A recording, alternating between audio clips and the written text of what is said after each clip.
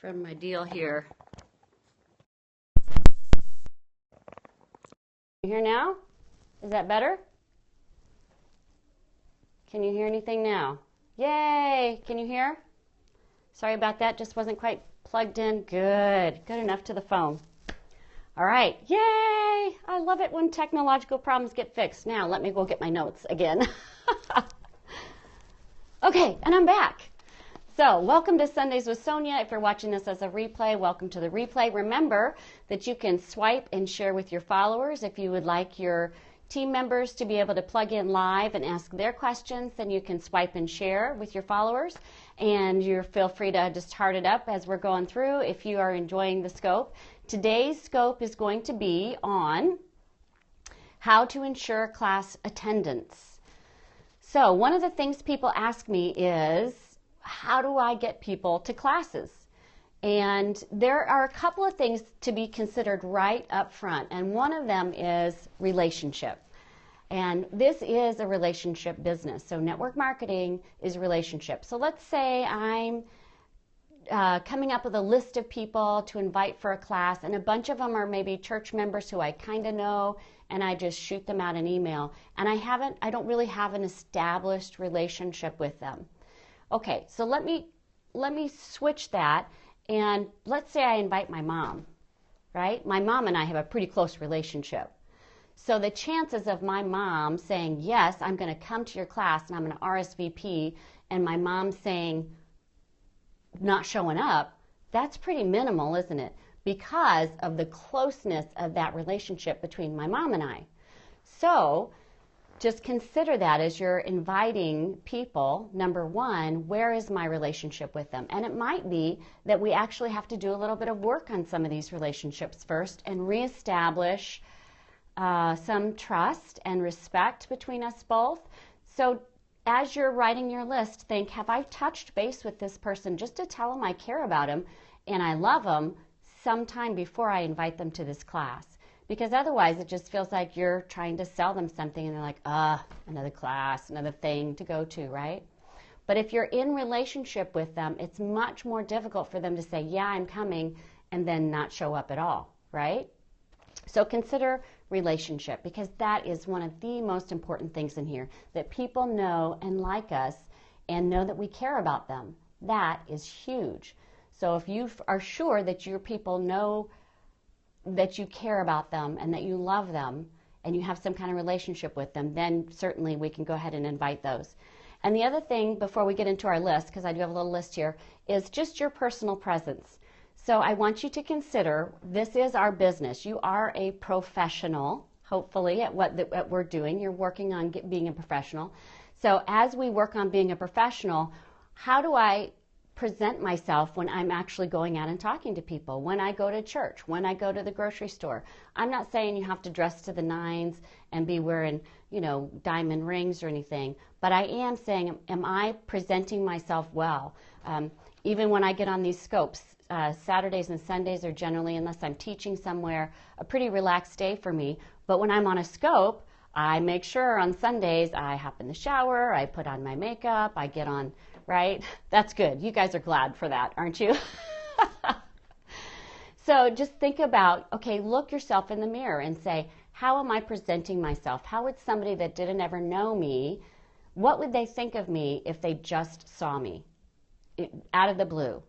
Would they think I'm attractive to get to know? Is my hair at least done and nice and combed or brushed or whatever you do to it?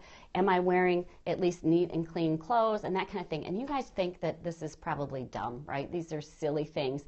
But honestly, these are things that we have to take a look at. Did I shower today? Am I smelly? Did I brush my teeth? All of these things are part of our personal presence.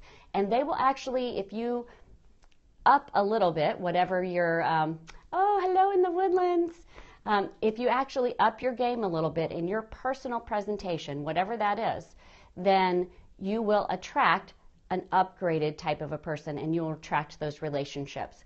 So just another thing to keep watch of is your personal, how you present yourself. All right, so how to ensure class attendance. And the very first thing I have written down here, because this is what I did, so I can only teach from what I do, is pray. Okay? And I mean, seriously, pray. And ask God to send you the people who are ready to hear the message about essential oils. Why? Because unless the Lord builds the house, they labor in vain that build it. Let God send you the people that are ready to hear your message. And if that's 2 people, if that's 5 people, then those 2 people are ready, and that may be all you need to get to silver is those 2 people, right? Okay, so pray first and say, God, send me the people that I can make a difference in their life. Send me the people that I can be a blessing and sow something into their life, whether it's Young Living or whether it's something else. It might be something else that you're sowing into their life. I have a neighbor friend that came over to raise money for her trip to China, and she wanted to blow our lawn and leaves and whatnot. And we just got to talking because I love people. So I asked her about herself, and turns out now we're sharing oils, we're sharing some things about our faith. So we're sowing into each other's lives, and we will be friends forever just from her knocking on my door, because we are able to sow into each other's lives. So pray. Sometimes God will send somebody to your door. You just never know, because he did for me.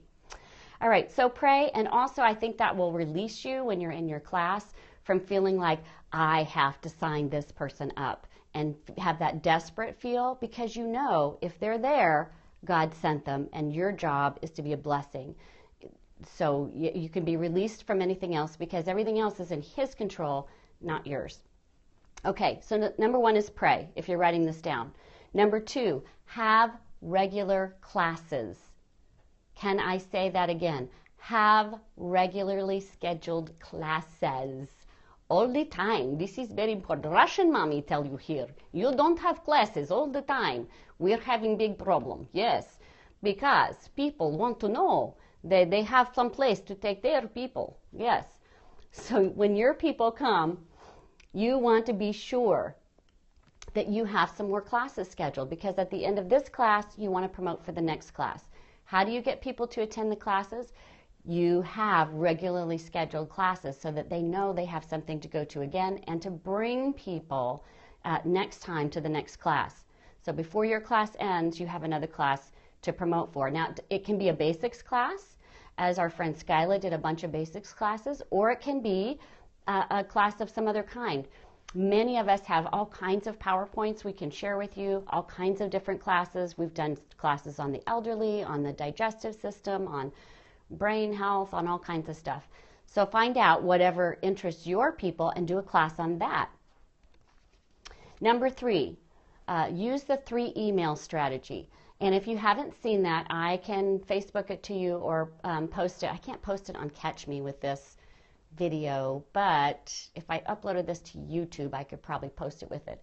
We have a couple of things called, one is called the 3 email strategy, and it starts 10 days out, and not everybody does email anymore, so this may not be as closely applicable. But I would send out an email 10 days ahead of time saying, oh my gosh, I'm so excited to be able to offer this class. A lot of you have been asking me about how to get to a class, and here it is. I finally got to it.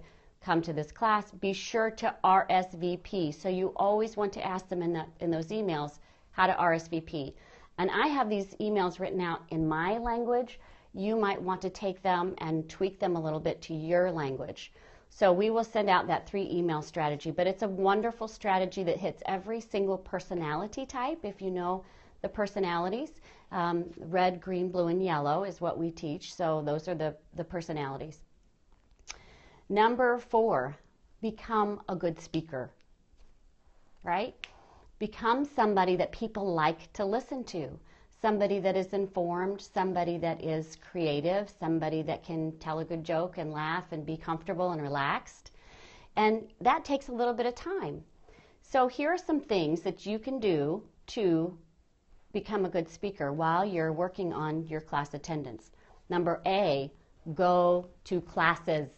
Go to classes. Russian mommy tell you, go to classes. Do not miss classes. Okay. This is very important. So you want to be sure to go to other people's classes, because you're going to learn what you like about their classes, and you're going to learn, I didn't like that when she did that. I don't want to do that. Right? Welcome. So go to other people's classes, as many as you can schedule in that in the beginning, so that you can hear a variety of people and how they present. And while you're at those classes, don't just sit there passively. Actually write down phrases or statements that impacted you and that you would like to use in your class. And Facebook classes, yes, Facebook classes are great as well. So if you can't get out and go to classes, you can connect with some other Young Living people that do Facebook classes and find out how to do that and follow some of the things that they say. Copy and paste, right, if they're allowing you to do that. So use those phrases or those things in your next class, whether it's an online class or whether it's an in-person class. Use those things that impacted you that somebody said in your next class. And according to the Jim Rohn CD, he says, how did he get good at speaking? He did it over and over and over and over and over again. And he figured out the things that worked and the things that didn't work, right? What made him comfortable, what made him very uncomfortable. The next one, learn to convey your passion, your burning desire through your words, your tone of voice, and through the written word as well. So the better we come at communicating whatever it is that our idea is about, our passion about oils, about how we want to change the world, let that come through your mouth. And if you're not sure if it's coming through, ask somebody. Have them listen to what you say about oils and say, can you feel my passion? Do you see what I mean about changing the world, or whatever your passion is, getting people healthy, helping them stay on the good track, helping them financially, whatever that happens to be. So let those things come through. If you say, hey, I got this class thing coming up, and I really kind of like it if you went with me. I think that would be really cool. Or if you went, oh my gosh, you have got to get to this class. I just learned some stuff that I'm going to be sharing in this class. Blow your mind, crazy good stuff. Everybody that's going to be there is going to have their socks blessed off. There's a difference in the way we present whatever opportunity for whatever class that we are promoting for, whether it's ours or somebody else's. Ask for others to come and give you some constructive ideas for improvement. If you're open to that, if you can take that in your spirit to have people give you some constructive criticism, one of the things that I did was record myself and listen back. Yeah, I hate to see myself on camera right now. I'm staring at myself. Woohoo! Not my favorite thing to do. And as I began to listen to myself, I began to notice language patterns and things that weren't so pleasant to listen to when I was the audience. I said all the time, and now I say so. I'm working on getting rid of so most of the time. So, do you hear that? So, as we learn to become a good speaker, sometimes we have to do some self-evaluation. Just to put a phone in the corner and videotape your class and watch it afterwards and see what you think would happen if you were the audience. How would you have been feeling about this presentation? That will teach you more than just about anybody else. Hang a photo of a crowd at eye level. There you go. I like that. All right. So record yourself. I like video, but you can do video or audio and listen to the playback. That's one of the things Eric Worre said that he did when he wanted to become a good speaker, is he recorded the best speaker in his company, and he learned that presentation word for word, joke for joke, expression for expression. He could say it with the same inflection, with the same tone, with the same passion, with the same body movements, and until he had that down, that's how he got to be a good speaker. Changing your perspective. All right, so sometimes we think I'm doing this class for me, like I'm inviting people to build my business, and I invite you to take a little change of perspective tour with me. that you're not doing this class just for you, that you're doing this class for them. If you can come from the place that everything I do, I'm doing for you, I'm doing because I want to bless you, I'm doing because you asked me about oils and I want to give you an opportunity to learn, I'm doing this not for myself, I'm doing this for you. Why do I get on these scopes? I don't get on these scopes for me. I get on these scopes for you guys because you've asked for it. And the same with your classes. You're doing classes not for you, but you're doing classes for the people that are going to be attending, and the blessing that they're going to get and the blessing that they're going to be to other people if they get this, if they get network marketing, if they get Young Living essential oils. Service, yes. Service to many leads to greatness, says Jim Rohn. So how do we get what we want? We help a lot of other people get what they want. All right. And number 6, and then I'm going to go to no-shows, share your big picture. And I talk about this a lot because I think one of our jobs as a leader or an emerging leader, if you're not quite yet, if you don't feel like you can picture yourself as a leader, is to paint a picture for people that they can't quite see yet themselves. What does that mean? Okay, that can mean paint a picture of what their family's health could look like. Can you imagine walking every day in perfect health, not having to, have our body break down, not having to get some of the things that go around, but just being able to walk in optimal health, supporting our bodies all the time? There's probably people out there that can't imagine that. Can you imagine what it would be like if you didn't have to go to that job every day at 7:30 in the morning and fight Des Moines traffic or wherever you live, fight the traffic and be told when to eat and when you can't eat, etc. Painting a picture. Can you imagine what it would be like just to sleep in until 10 o'clock every day if you want and still get paid and work on your hours? Wouldn't that be amazing? So painting a picture. All right. So those are some of the keys to class attendance. Oh, the thing that I didn't mention is, well, in that 3 email strategy, we talk about it, but RSVPs are huge. So making sure that people know, please RSVP me because I'm preparing some materials for you and I need to be sure that I have enough for everybody that comes. Okay? So this 3 email strategy, we'll post it, we'll Facebook it to you, whatever we need to do to get it to you. But we talk about that in there, making sure that you ask them to RSVP, and there's a reason why they must RSVP, because you're preparing something for them, you're going to give them a gift to take home, something, right? And that could be a bottle of peppermint. It could be a folder full of information and things that you want them to take home with them. All right, any more questions before I go to no-shows on classes, like something you have done maybe that you want to share with everybody that's helped your class attendance? Or maybe another question that you have on class attendance that I'm not thinking of because I don't always think of everything. I will wait for uno momento. We can have chat on the time we're waiting for question. Will you share your class handouts? Yes, I absolutely will. I have a little Dropbox, has everything that I put in a little folder for a class. Suggest them bringing friends. Okay, there's another great one. Come learn together, which I do because your blues are going to love that. Come learn together, bring a friend, going to have a great time. Maybe you give them a special gift. That could be like a lip balm or a Thieves hand sanitizer or something if they bring a guest. So giving little incentives like that to make it kind of fun. Peekaboo, Julie Pickle. All right. Where is the Dropbox? You just started following me. Okay. If you will friend me or Julie Basher Pickle on Facebook, we can get it to you through Facebook. If you're in our group, it'll be on our group Facebook page, but not everybody that follows us is in our group, so we know that. And I am SonyaMSwan on Facebook.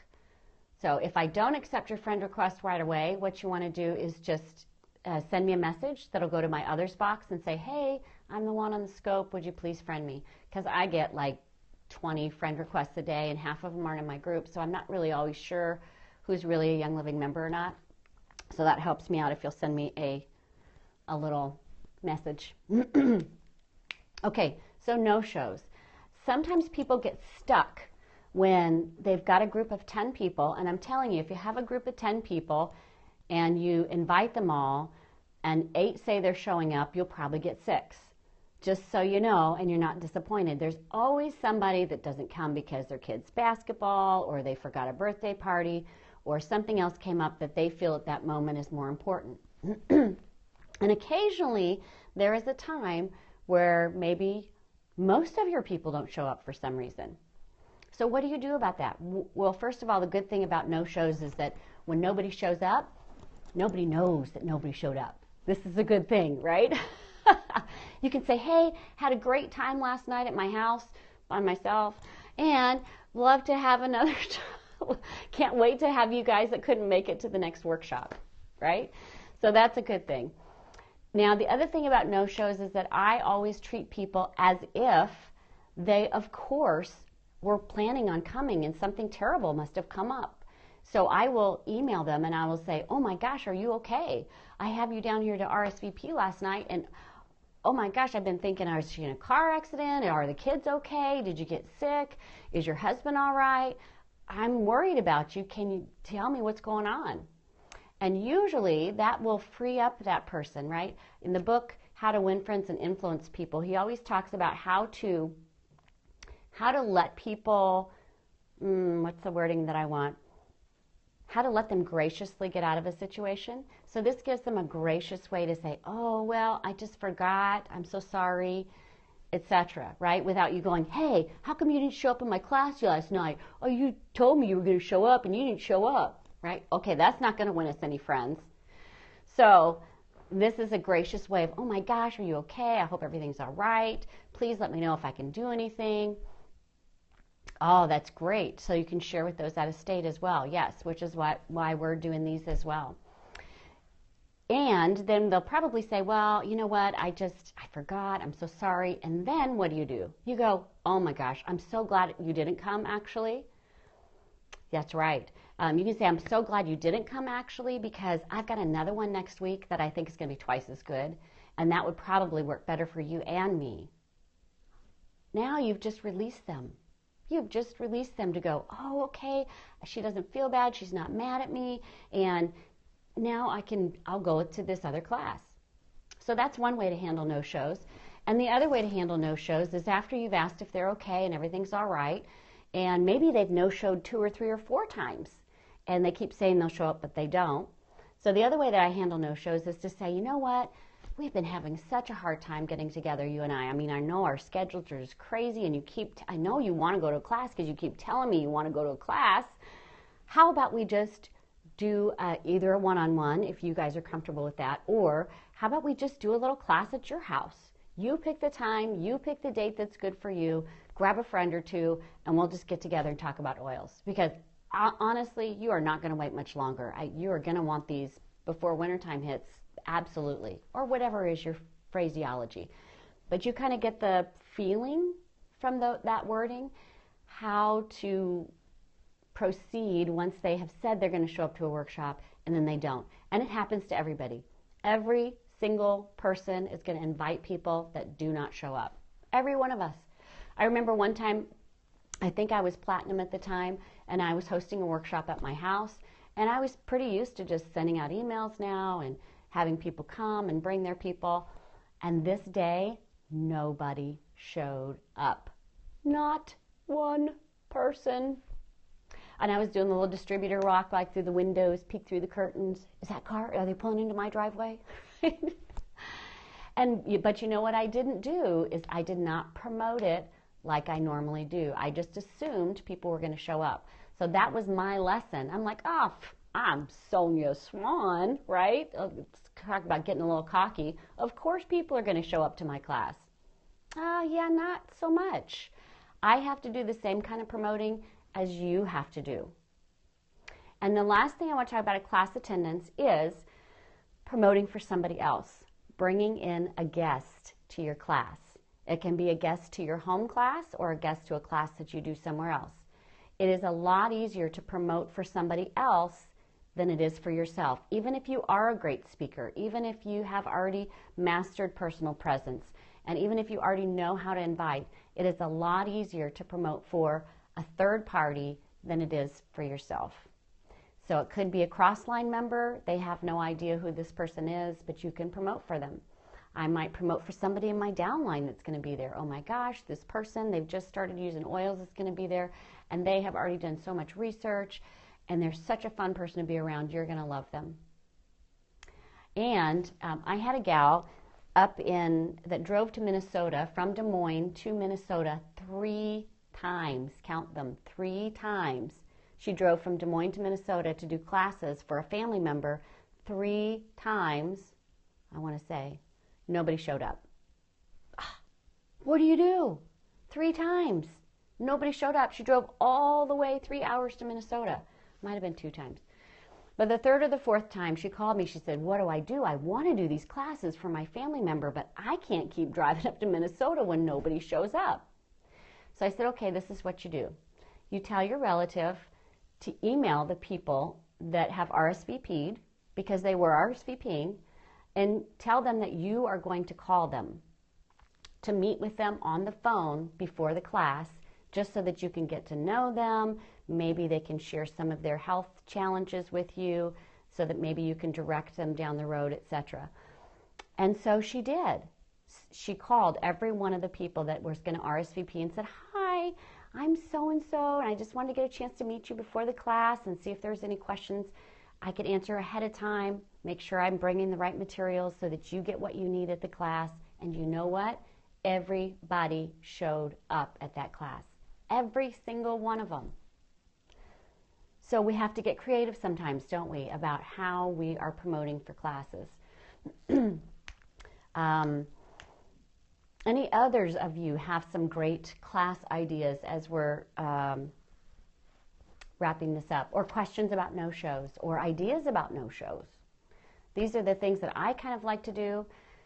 And again, I've been with Young Living for about 9 years, so I've had lots and lots of classes, and I switched my classes up in the beginning. I didn't always have a basics class every week, but Skyla Mann came in and she did have a basics class every week. So there's not a pattern that works for every single person perfectly. Some people may do one type of thing, I may do something else, and as long as they both work and it's working, great. If it's not working, then you can ask around and find out what other people are doing to find out where the holes in your particular line of planning might be. Some people like to do make and takes. I don't like to do, oops, I'm sorry. Sorry about that. Some people like to do make and takes. Some people don't like to do make and takes. I don't like to. Some people do them and get great results. So everything is a little different. How do you handle people who say yes and mean no? Do you do a slideshow or verbal? Okay. How do you handle people who say yes but mean no because they're trying to be nice to you? That is a great question.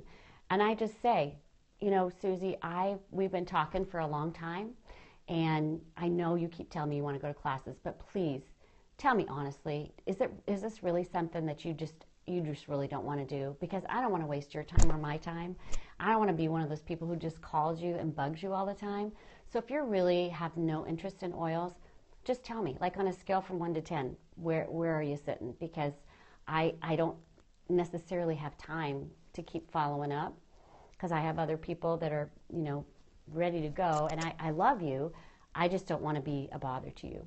And I have done that with my emails too. So when I had an email list of prospects or people who had asked me about oils, I would send out an email every now and then, maybe every 6 months, and just say, hey, you're on my list to receive notifications for classes. If this is not for you and you don't want these emails, please email me back and I will take you off my list, because I don't want to be junk mail for you. I don't want to be pushing something that you don't want. If this isn't exciting to you, it's no skin off my nose.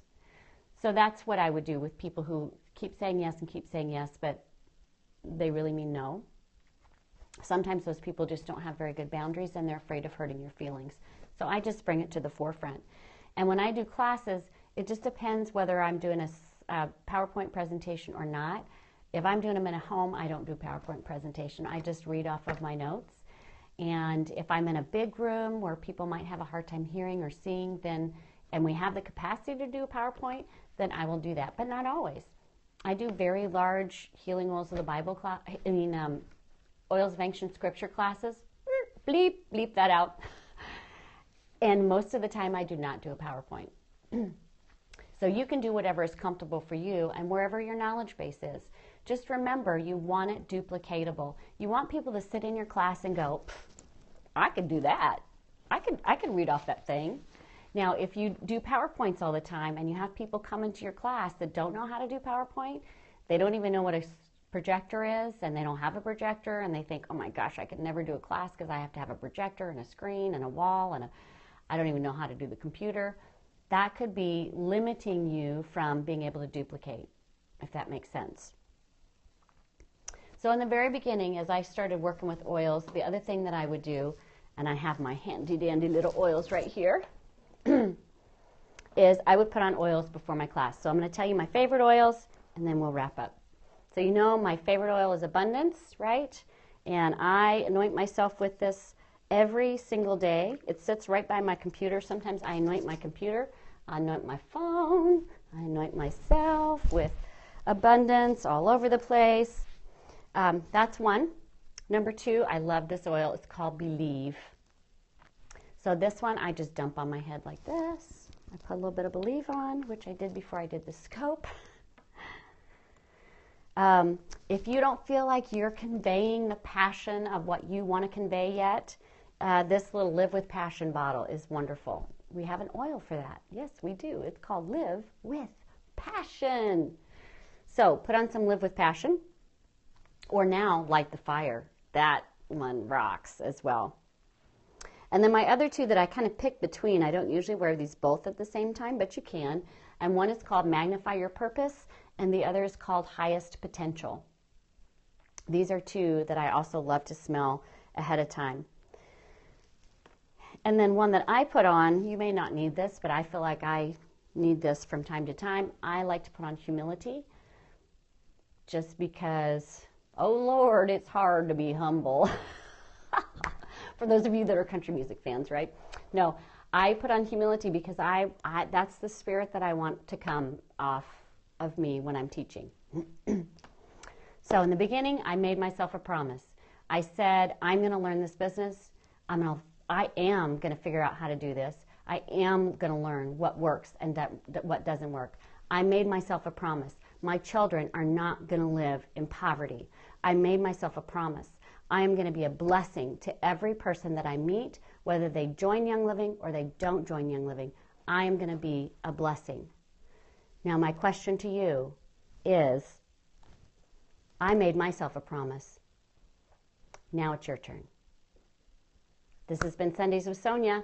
We'll see you again next Sunday. Blessings. Mwah.